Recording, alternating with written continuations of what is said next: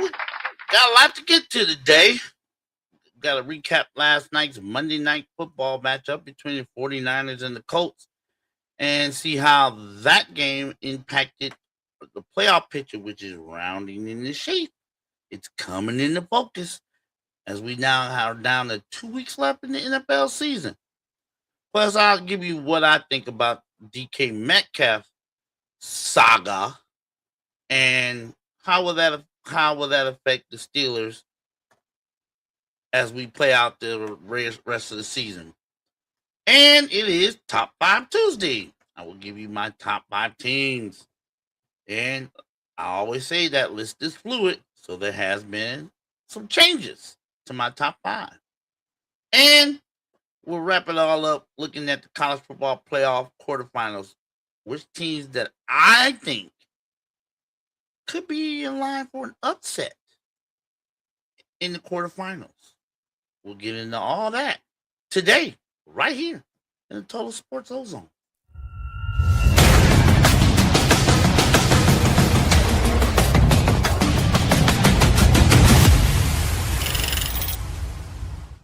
Big O with the big mouth coming at you on a Tuesday, December 23rd, the eve of Christmas Eve, as we are 2 days away from the big day. And let's get right into it. Last night, Monday Night Football, 49ers, Colts. And quite frankly, if you like points, you like this game. The 49ers seemingly could not be stopped. The Colts had no answers. None. Absolutely no answers for the 49ers offense. They couldn't stop them even if they tried.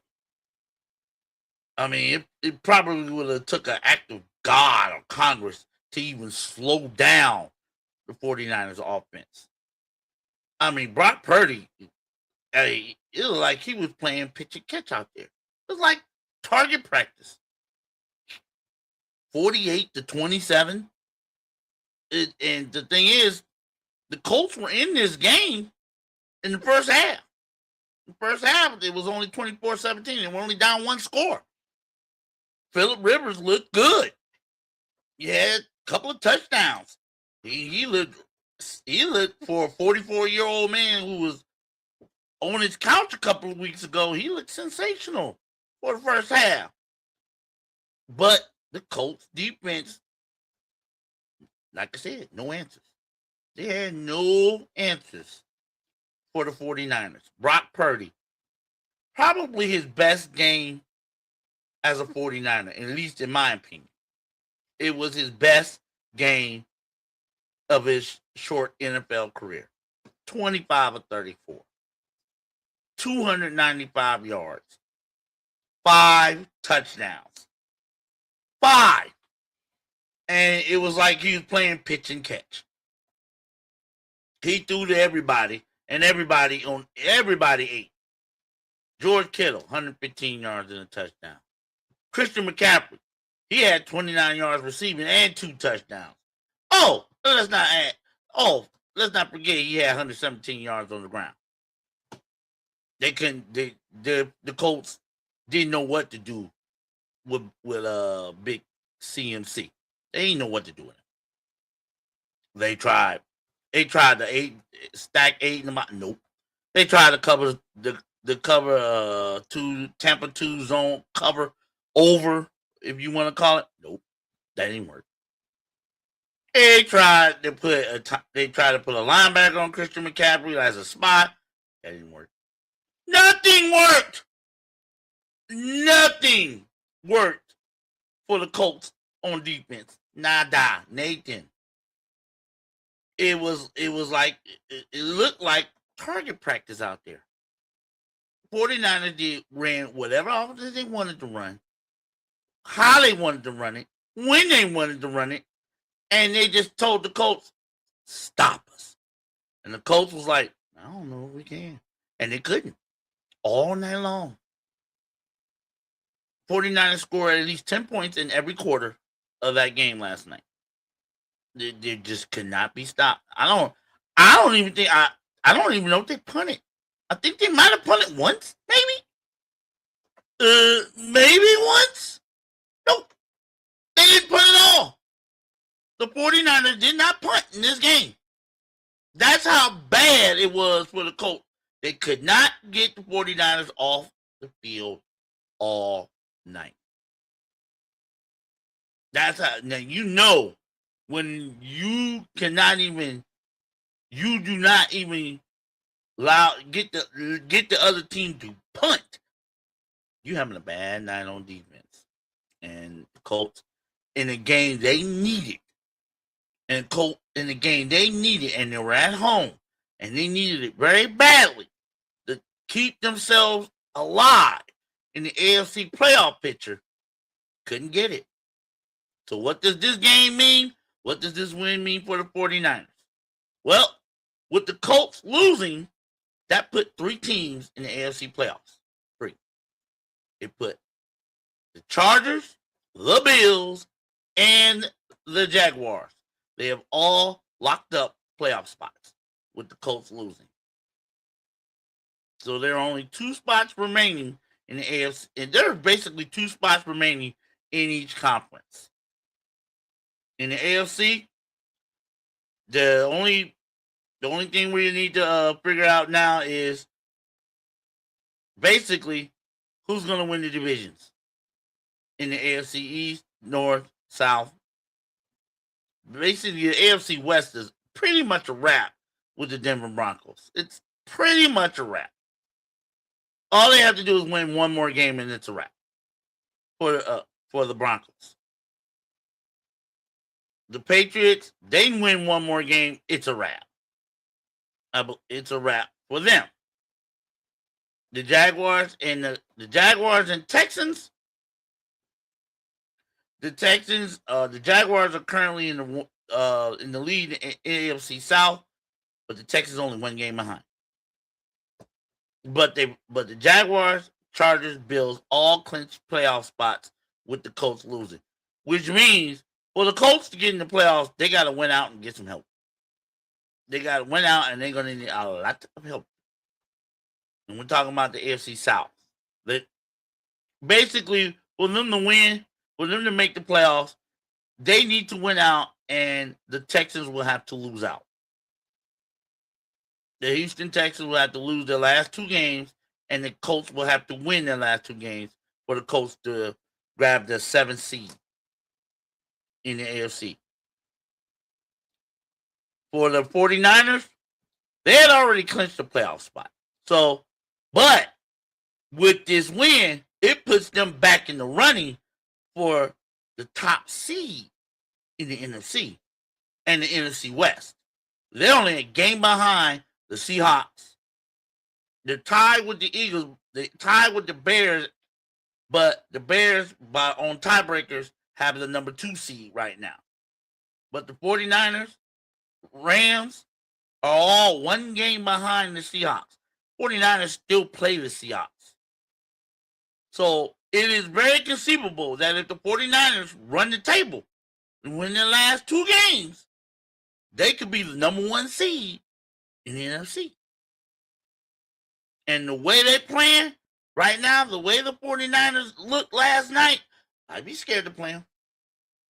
And we're talking about a team that's banged up on defense. No Bosa, no what's his name? Ward or Turner. They banged up. Doesn't matter. It don't matter. They're looking really good. And like I said, Brock Purdy, he has that kind of performance. If he's warming up like that, going into the playoffs, 49ers is going to be a very dangerous team. And if they get home field, I wouldn't want to play them. With the offense clicking like that was last night, I wouldn't want to play the 49ers. Especially if I got to go out to Santa Clara and Levi Stadium. Oh, I wouldn't want to do it. So that's where we're at right now as far as the playoff picture. We got 5 spots locked up in both conferences. 5 playoff spots locked up. So the last 2 weeks, All we worrying about now is we got two divisions. Basically, all the divisions are still in play. All of them. No one has clinched a division title yet. No one, except the Eagles. I'm mistaken. The Eagles are the only team that have clinched the division as of right now. They've clinched the NFC East. But all the other divisions in both conferences are still in play with 2 weeks remaining. So these are going to be some very interesting games these last 2 weeks of the season. Colts need help. Colts need a lot of help. They got to win out, and they need a lot of help. Right now, they're at a 3% probability to make the playoffs. And it's really unfortunate because halfway through the season, the Colts look like the favorite to not just win the AFC, win the whole thing. They were one of the favorites. Everybody was looking at the Colts like, wow, with Daniel Jones and Jonathan Taylor and the defense playing the way it was. They looked like the prohibitive favorite coming out of the AFC. But then Daniel Jones gets hurt.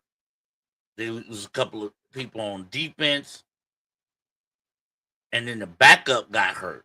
Backup quarterback wasn't even available. And it went downhill fast. And it's unfortunate. But that's the nature of the beast in the NFL.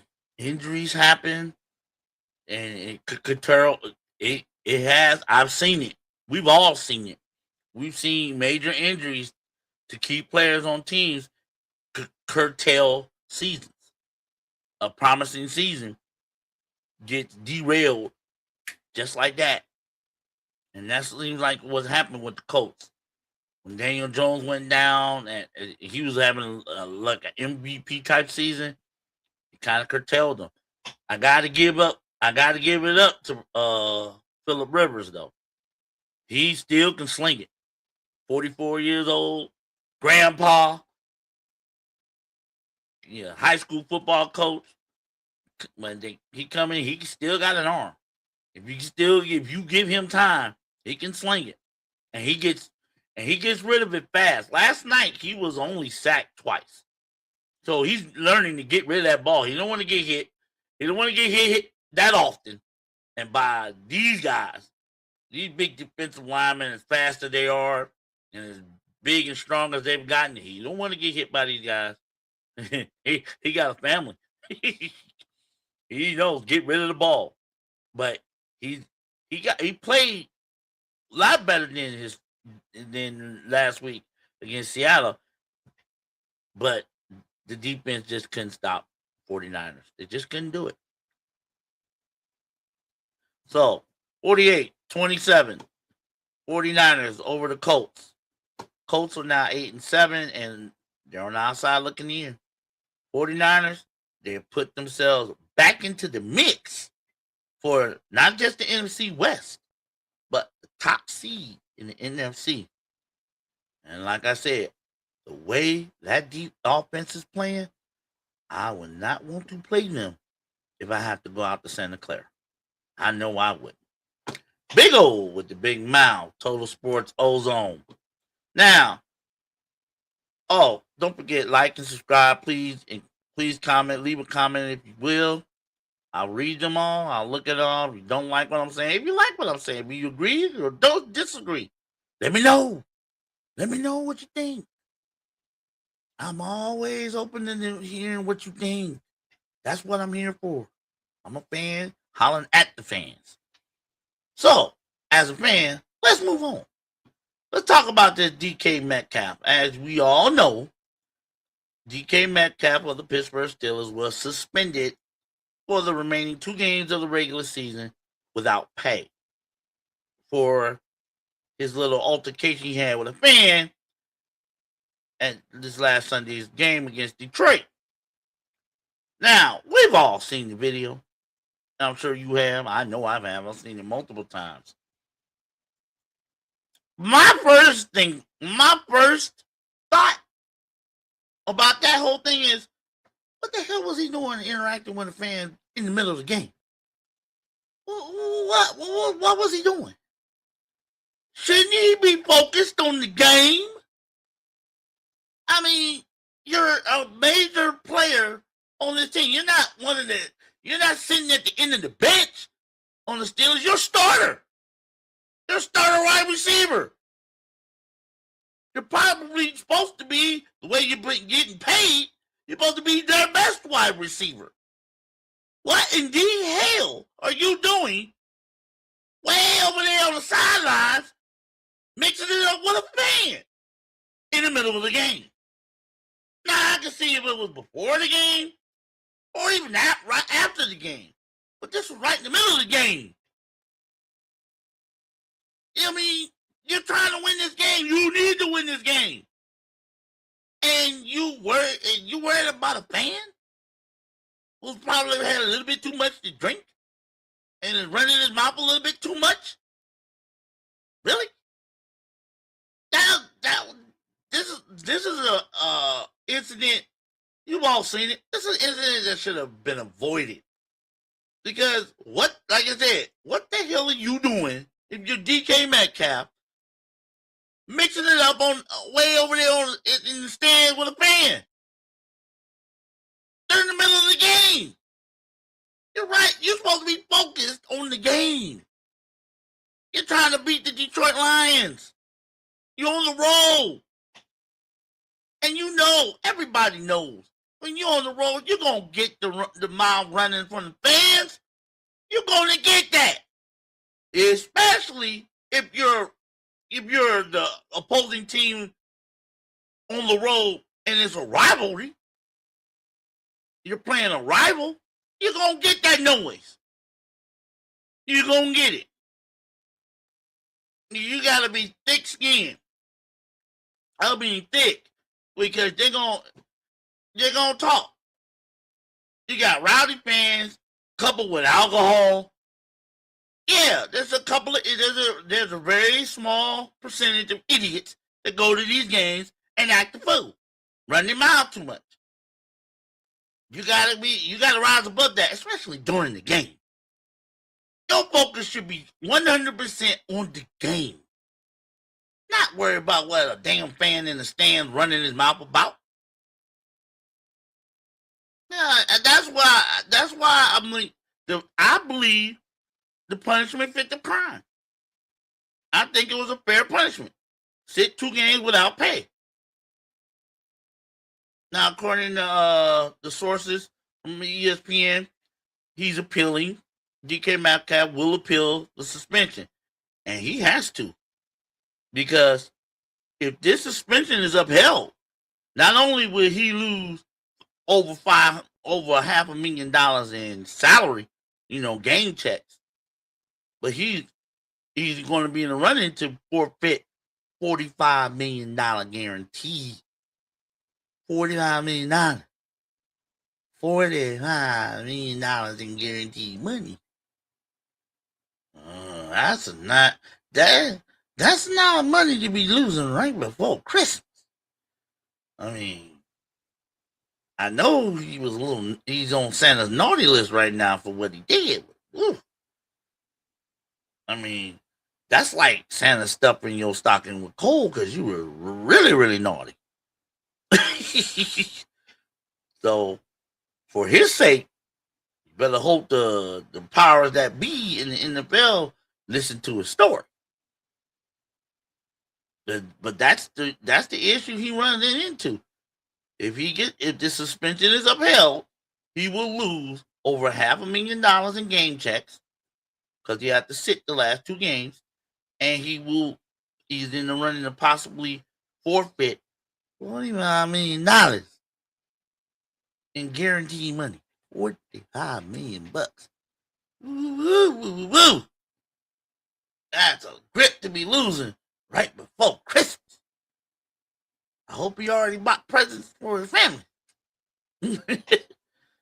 But still, now, I'm going to let y'all know I hate the Steelers. There's one team that I hate more than any team in sports. And we're talking all sports, all over the world. It's the Pittsburgh Steelers. I hate them. Anything, if they lose a game, it's a good day for me. I feel good if they lose a game. If anything bad happens to them in the news, I feel good. I ain't gonna lie. I feel good. Sometimes I laugh. Because I hate the Steelers. But that's my subjective part. Now, being strictly objective, DK Metcalf got to be smarter than that. He's got to be smarter than that. Not only are you hurting yourself, you're hurting your team. 2 weeks remaining in the regular season. You're fighting to win, to win the division and get in the playoffs, because that's your only path to the playoffs. Is you have to win the division. You have to win the division. So it's like right now, all hands on deck if you're the Steelers. You can't afford to lose anybody. Yeah, I know there's injuries and stuff, but you can't be losing. You can't lose anybody to something stupid. Like taking a swipe at a fan because he ran his mouth. That's no. You got to be bigger than that. At this point, in this late in the season, with so much at stake, you got to rise above that. Everybody has to rise above all that noise, because you're gonna get that noise. Unfortunately, especially today's days with social media, what it is, you're gonna get noise. You just gonna have to rise above it and tune it out.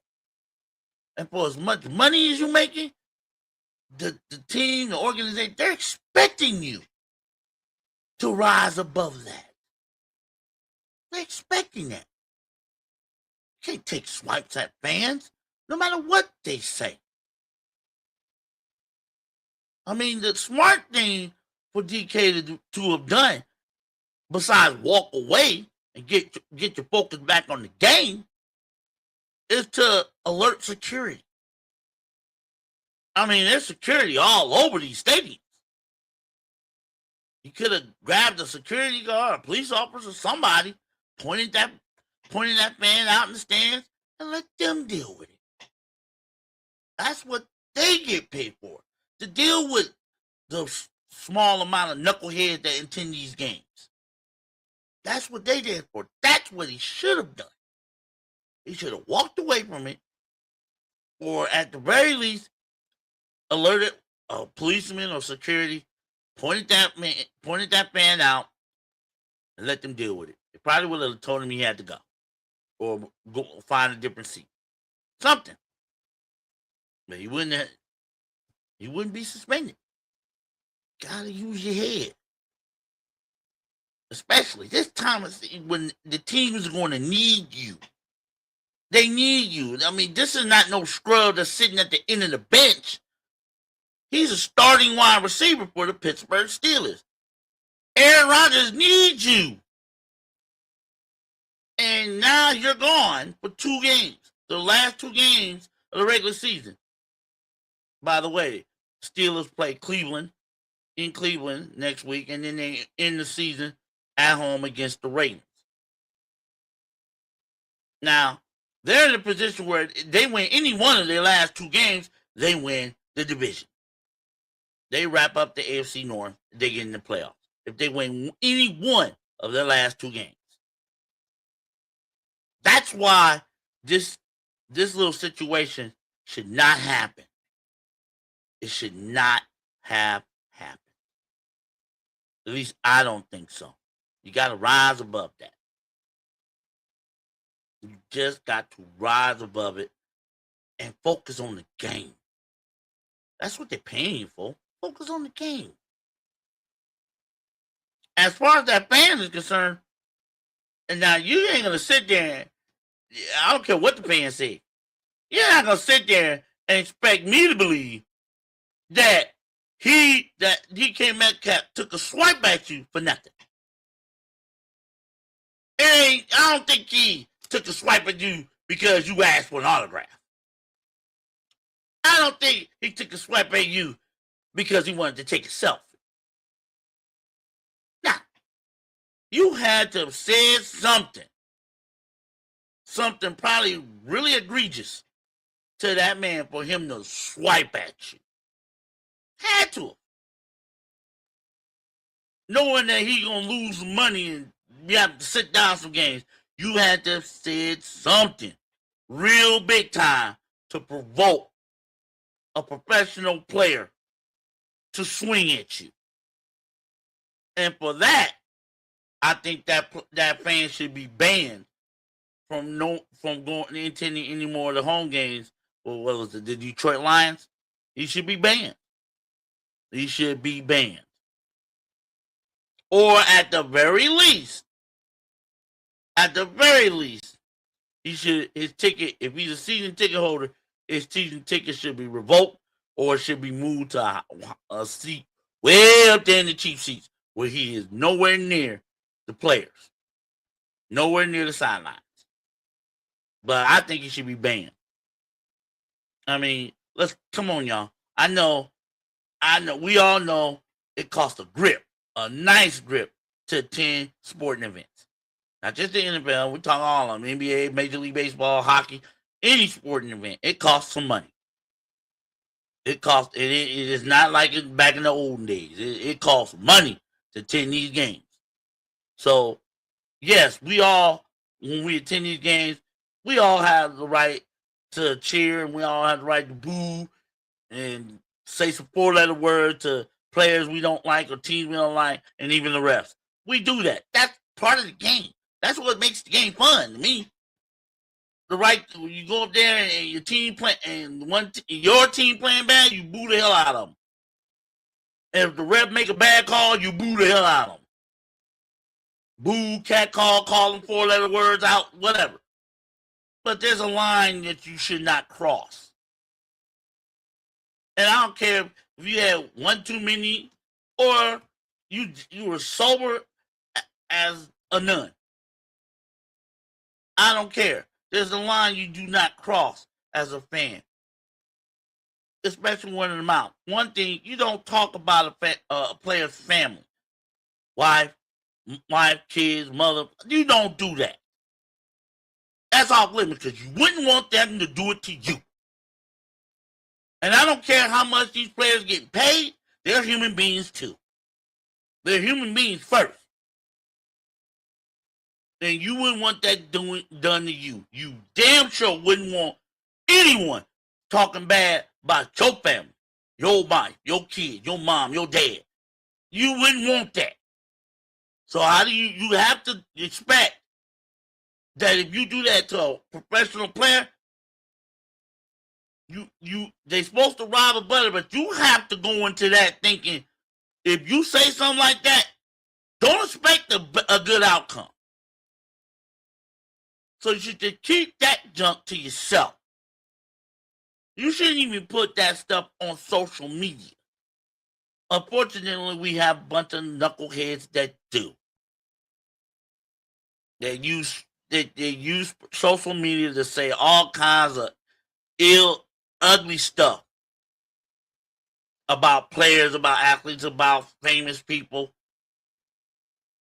Because they know, I always said the reason why they mainly do that is because social media like Facebook, Instagram, Twitter, all that, is a place where you can say stuff like that for the most part and not worry about having to get punched in the mouth about it.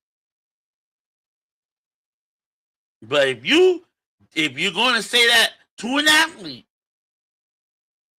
and he swings at you, what do you think? What would you expect? Would you want him to talk bad about your family? Would you want anybody? What would you do?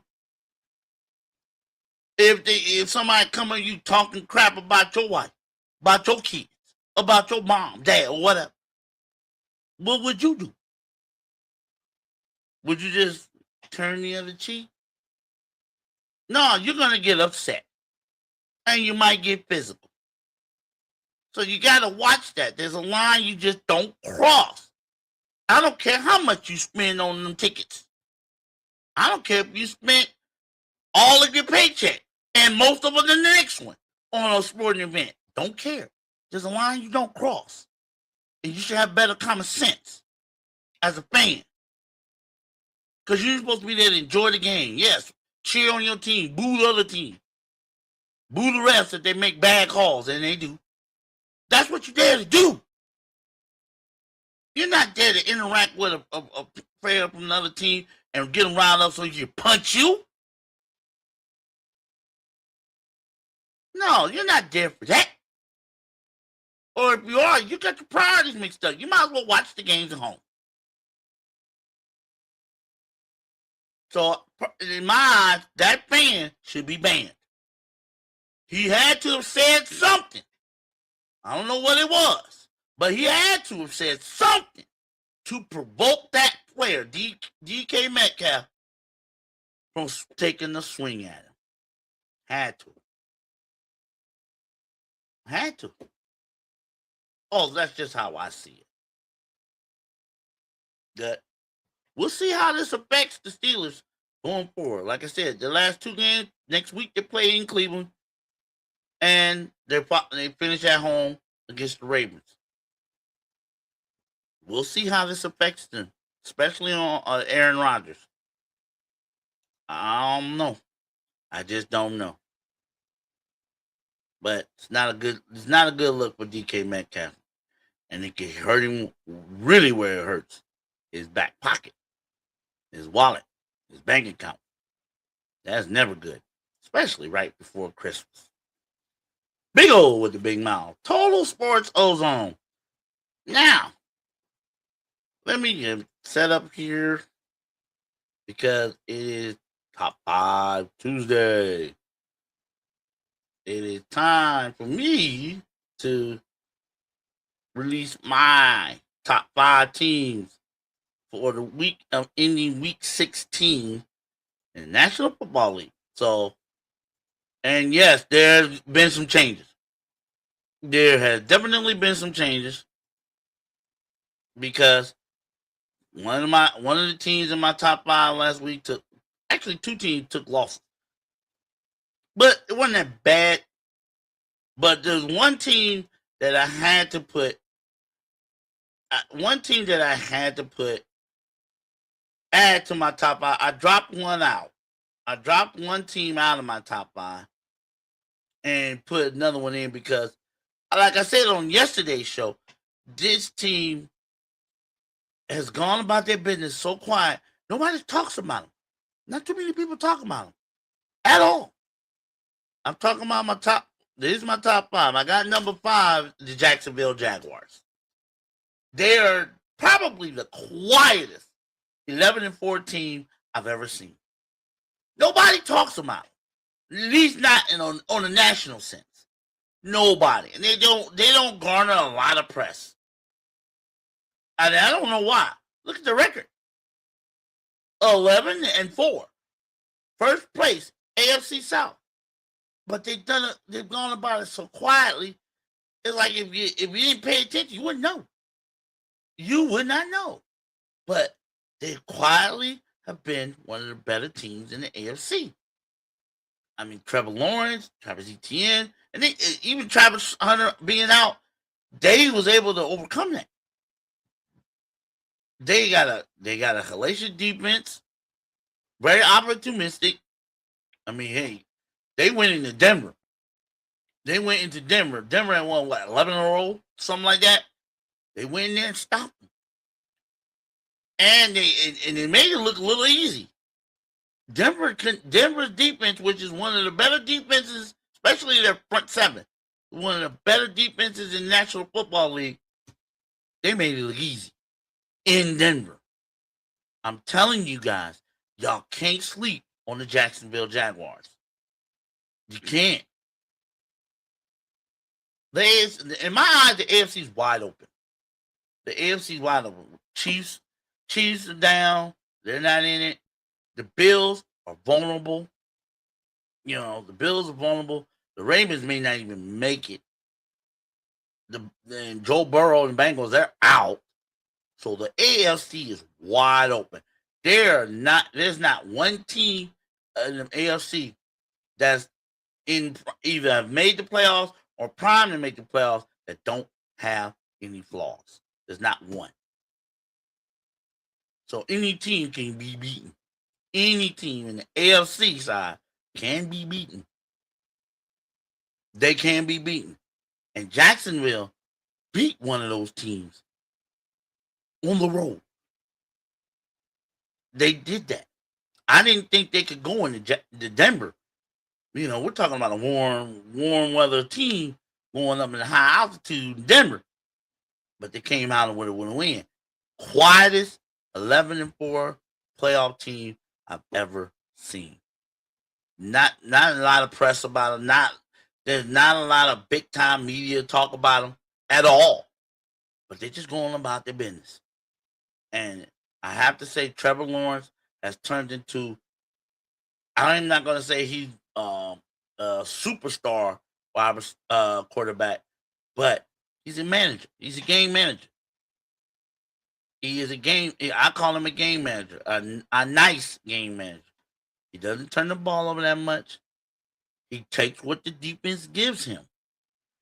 He takes his shot downfield when the situation merits that. And he's been connected with his receivers. He's also been running the ball. Like I said, he's taking what the defense is giving him. He doesn't turn the ball over much. You know, he's not flashy, but he gets the job done.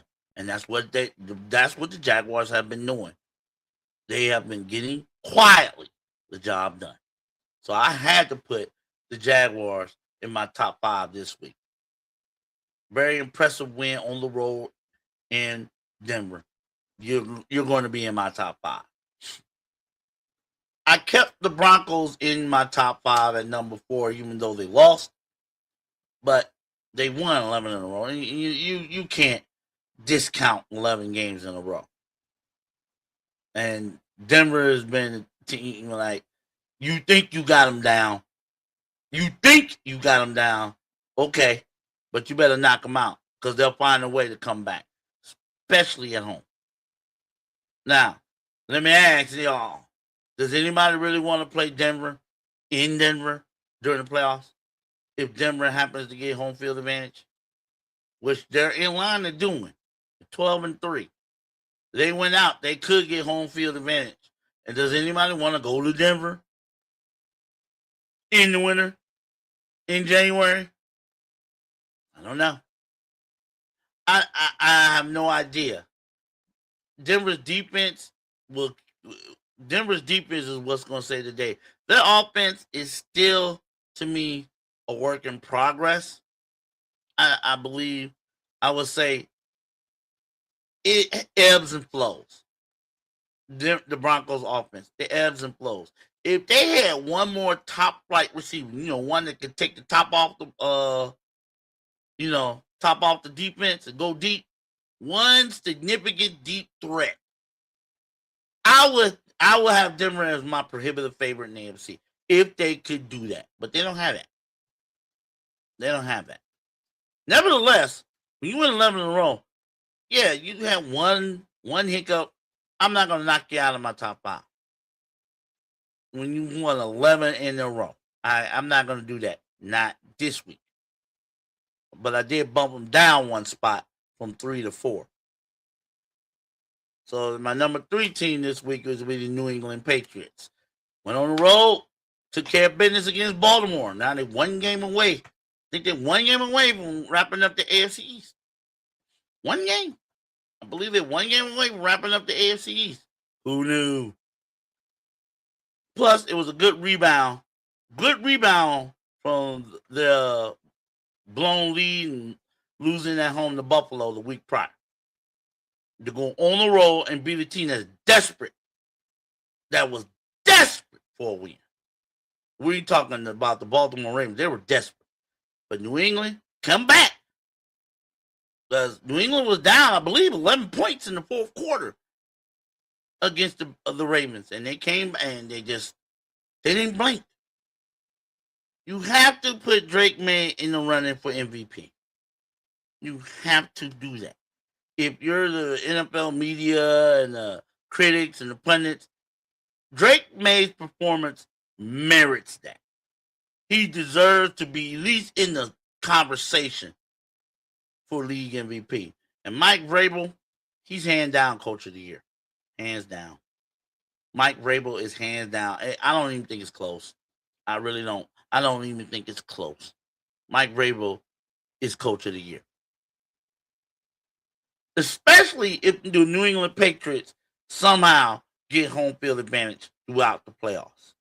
You would have to write Mike Vrabel down as this year's coach of the year. He's done a marvelous job. Marvelous. Remember, Patriots the last 2-3 years were horrible. They were horrible. This year is like a 180. They've done that 180. And it's a remarkable turnaround. I didn't think it would happen this year. I thought it would take at least 2, maybe 3 more years for the Patriots to come back to being the Patriots that we've known all over since the 2000, mid 2000, early 2000s. I thought it would take another 2-3 years. Done it in one. Got to put Mike Vrabel as coach of the year, and Drake May got to be in the conversation for league MVP. Got New England number 3 in my Power 5. Number 2, I bumped the Rams down one. Tough loss. Tough loss they took to Seattle. You could say it was controversial with the 2-point conversion. It was a back lateral, this and that. But it was a game. Nevertheless, it was a game the Rams should not have lost. They should not have lost that game. And they were up 30-4. I thought the game was over. 30-14. The way the Rams was humming, I thought it was over.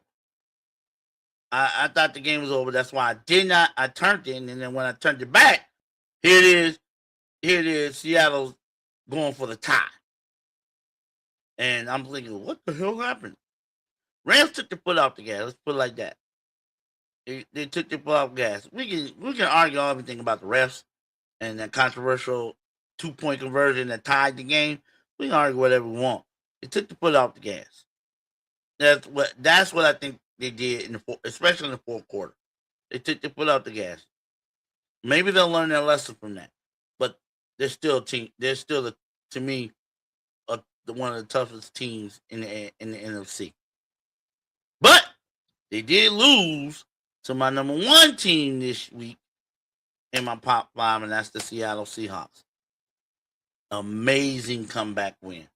Amazing. Just simply amazing. They were down 30-14 in the fourth quarter. For most teams, that's game. Game's over. That game is over. But Seahawks found a way. Sam Darnold, he had a subpar game up until roughly 2/3 of the way left, 2/3 of the fourth quarter remaining. He had a subpar game. And then he turned into Superman. He couldn't be stopped. He couldn't be handled. 92 yards in the fourth quarter, passing, 2 touchdowns. Did he get into overtime? And the gutsy call to go for 2 when they don't get that. If they don't get that 2-point conversion, they lose. They went for it and they got it. Number 1 team in the country, number 1 team on my top 5. Because that took guts. That took guts. That took cojones. Whatever you want to call it. That's what it took.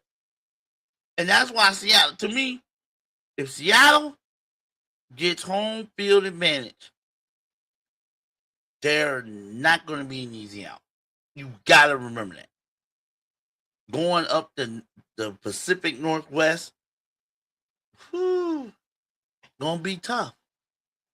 Because the Seahawks are a tough team to beat in that, what they call it, the Hawks' Nest, Lumen Field. They're tough with the 12th man. This game, they should have lost this game. And everybody knew it. They should have lost that game. Well, somehow, some way, they pulled that game out. And now they're in the driver's seat for home field advantage and the NFC West title. All they have to do is win out. They got a couple of toughies coming up. So they definitely gotta see the 49ers again. And like I said earlier, where the 49ers offense was humming last night, Seattle going to mind their P's and Q's and dot their I's and cross their T's because it won't be easy.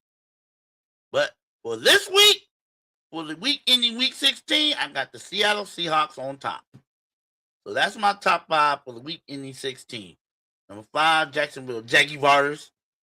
Number 4, Denver Broncos. Number 3, the New England Patriots. Number 2, the Los Angeles Rams. And number 1, the Seattle Seahawks. This could change next week. We all know. This could change. It changes from week to week. It's been steady for the top 3. I might have had to flip 1 to 2 to 2 to 3 and 3 to whatever. But the top 3 have been the same for the last 2 weeks. Could this all change next week? We'll find out. We'll find out next week. Big O with the big mouth. Total Sports Ozone. Now, let's flip it up to college football. Well, let's look at these college football playoff quarterfinal matchups. We got Oregon playing Texas Tech in the Orange Bowl. We got Alabama playing the number 1 seed, Indiana, in the Rose Bowl. We got Ole Miss and Georgia, part 2. This will be the rematch. And this will take place in the Sugar Bowl down in New Orleans. And we got the Miami Hurricanes coming to Arlington, Texas to take on Ohio State, the number 2 seed, in the Cotton Bowl. Now, which teams do I think are primed for an upset? One of them is Indiana. Now, I know y'all probably thinking, man, Indiana gonna kick Alabama's ass. Ruh, ruh, ruh. Right. Now, I said they're primed for an upset. It may not happen. But Alabama proved last week that they did belong in the college football playoff. I think they put that nasty ass loss to Georgia in the SEC championship game behind them. And now that they've won a playoff game, the pressure's off. See what I mean? The pressure is off. The pressure is definitely off the coach, Kalen DeBoer. All that talk about him leaving, might be getting fired, might be going to that. All that talk can die down now. He's going to be there next year. No, so Alabama has nothing left to lose. They're not even supposed to be here. Remember, they were supposed to get whooped by Oklahoma. Remember, so they could play loosey goosey.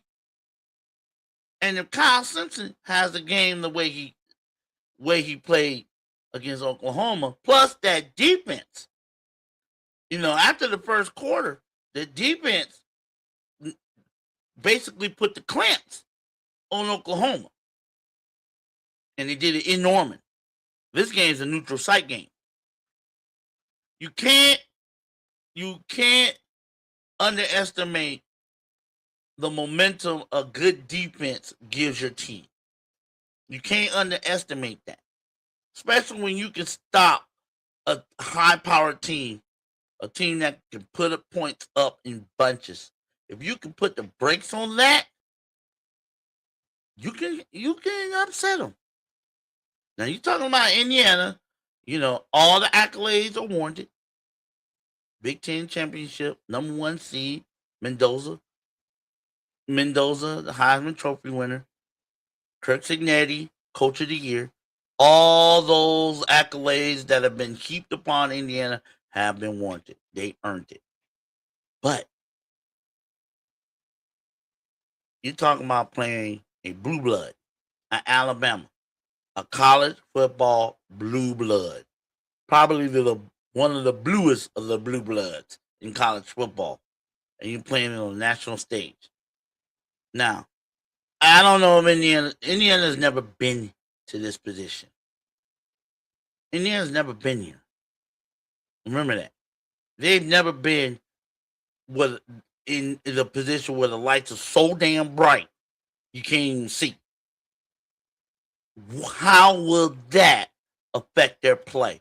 This is their first college. This is not their first. They went to the college football playoff last year, and they got punched in the mouth by Notre Dame. Now you're playing the Blues of Blue Bloods, who has nothing to lose. Nothing to lose, y'all. So Indiana has to keep their antennas up. Now, on paper, Alabama probably has a lot more 5-star, 4-star athletes, everything, but Indiana, Kirk Cincinnati makes it all work. And he's the X factor in this game. The coach, Indiana, Kirk Cincinnati. He gets this team. He makes Indiana believe that nobody can beat them. And so far, nobody has. And when he gets a team down, he steps on their throat and twists. He don't let up.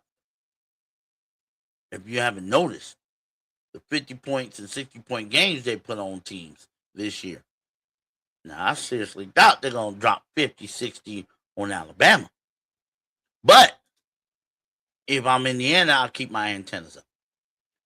Because you're taking an Alabama team that a lot of people thought shouldn't be here and has nothing to lose. So, Indiana is one of my teams that they better keep their antennas up or they might get upset. Another team that I think could get upset is Georgia. I've said it before, and I'll say it again. It is hard, damn near impossible, to beat the same team twice in the same season in college football.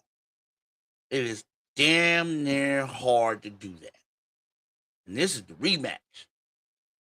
And Ole Miss only lost the first game in Athens by 8 points. And then it was a game that they were winning. Ole Miss was winning this game. Until Georgia finally got the head out there, you know what, started throwing the ball, started protecting the quarterback, and the quarterback started making good reads, and they just took over the game. So, Georgia being the 3 seed, SEC champion, you're playing the team that I'm pretty sure is chomping at the bit to get some get back. Because that was Ole Miss's only loss of this season. Was their loss to Georgia. If they hadn't lost that game, they could very well be the SEC champions. Because they would have been playing the SEC championship game. So their only loss, their only blemish on this season was that loss in Athens. So you can best believe Ole Miss, forget the Lane Kiffin. They proved they got past that. Those kids went out there and balled their butt off against Tulane. So they ain't got past that.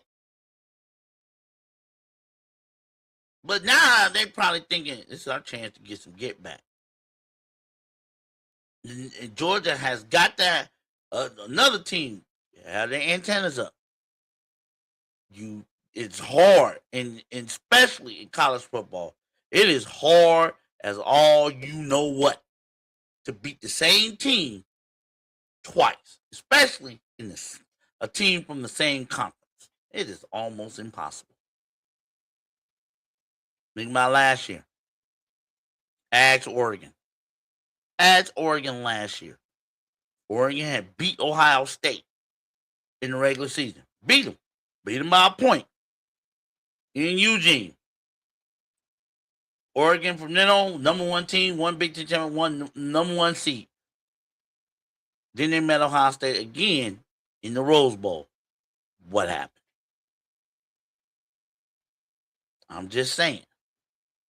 It is hard, almost impossible, to beat the same team twice in the same season. It's almost impossible. And with the stakes on the line, moving on with a chance to move on to the college football semifinals, you best believe Ole Miss is chomping at the bit. I mean, they're probably foaming at the mouth like rabies, like rabid dogs, trying to get to this game so they can get some get back against Georgia and avenge their only loss of the season. Georgia needs to keep their blinders up, their eyes open, and their antennas up, or they're right for an upset. Those are the two teams in the college football playoff quarterfinal games that I believe could be primed for an upset. I wouldn't be surprised if they get upset. Now, I know y'all thinking, what about Ohio State? I'll say it about Ohio State. If they play their game, they beat Miami. They'll beat Miami. If they play their game, they play their game on both sides of the ball, they'll beat Miami easily. I'm holding true to that. Why? Because I'm not worried about Carson Beck. Not worried about him. Ain't played the defense like Ohio State. That's why I haven't put Ohio State on upset alert. Because I believe with Matt Patricia having 2 weeks to prepare for Carson Beck and the Miami Hurricanes offense, I'm not worried about it. Not worried about it. But Georgia, Indiana, those are the teams you might want to keep an eye on, might get picked off in the college football playoff. I'm just saying. I'm just saying. I'm just saying. Well, Big O with the big mouth about to get bounce on out of here. Tomorrow, we're going to look more in depth about the NFL playoff picture. We're going to see who needs to do what to do what. In other words, how teams, we're going to look at the teams in the playoffs, the remaining schedules. And we're going to determine who needs to do what to win the division, to get home field advantage, and who just needs to do what just to be able to get in to the playoffs. We're going to look at all that. Plus, we're going to dive into the NBA tomorrow. We're going to dive into the NBA as tomorrow's Christmas Eve. So it might be an abbreviated show. But we're going to dive into that tomorrow on Christmas Eve. Big O with the big mouth. Total Sports Ozone. And I'm out of here. Peace.